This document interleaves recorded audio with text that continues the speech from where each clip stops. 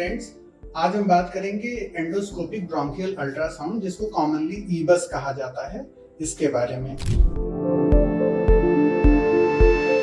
तो यह एक प्रोसीजर है जिसमें हम सांस की नली के अंदर जैसे ब्रोंकोस्कोप के थ्रू जाते हैं, इसी प्रकार से एक स्कोप के थ्रू एंटर करते हैं, लेकिन उस स्कोप के आगे अल्ट्रासाउंड का प्रोब भी लगा होता है।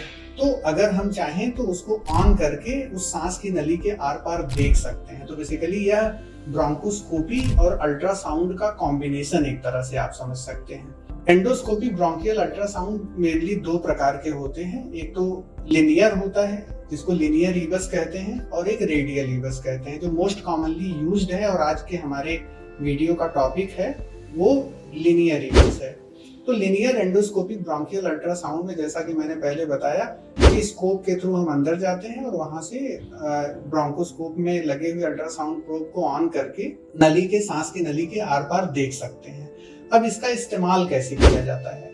कई बार ऐसा होता है कि हमारे छाती के अंदर कुछ गांठें होती हैं जो सांस की नली के जस्ट बाहर होती हैं। अब हम ब्रोंकोस्कोप से उन्हें नहीं देख सकते, लेकिन प्रिसाइजली बिना किसी खून की नली को इंजर किए बहुत ही सेफली अगर हमें उनसे सैंपल करना है तो एंडोस्कोपिक ब्रोंकियल अल्ट्रासाउंड बहुत ही अच्छी मॉडलिटी होता है। इसमें हम एंडोस्कोपिक अल्ट्रासाउंड के माध्यम से उस पर्टिकुलर लीजन को खोजते हैं, उसे लोकलाइज करने के बाद वहां पे अपना स्कोप फिक्स कर देते हैं और उसी ब्रोंकोस्कोप के थ्रू अंडर विजन बिल्कुल देखते हुए हम अपनी निडिल या बायोप्सी के इंस्ट्रूमेंट को अंदर डालते हैं।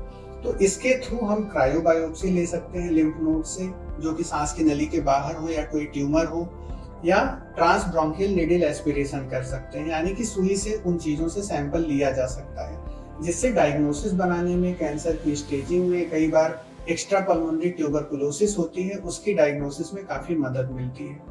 जनरली जिन मरीजों को इसकी आवश्यकता पड़ती है वो कई बार गले में आवाज के परिवर्तन के साथ हमारे पास आते हैं, तो उसमें छाती में लिम्फ नोड की वजह से आवाज चेंज हो जाती है। कभी कभी कैंसर के नोन पेशेंट्स होते हैं, हमें स्टेजिंग के लिए चाहिए होता है कि उस पर्टिकुलर लिम्फ नोड में जो सांस की नली के बगल में है वहां ट्यूमर का फैलाव है कि नहीं, तो उसके लिए भी हम इसको करते हैं। धन्यवाद।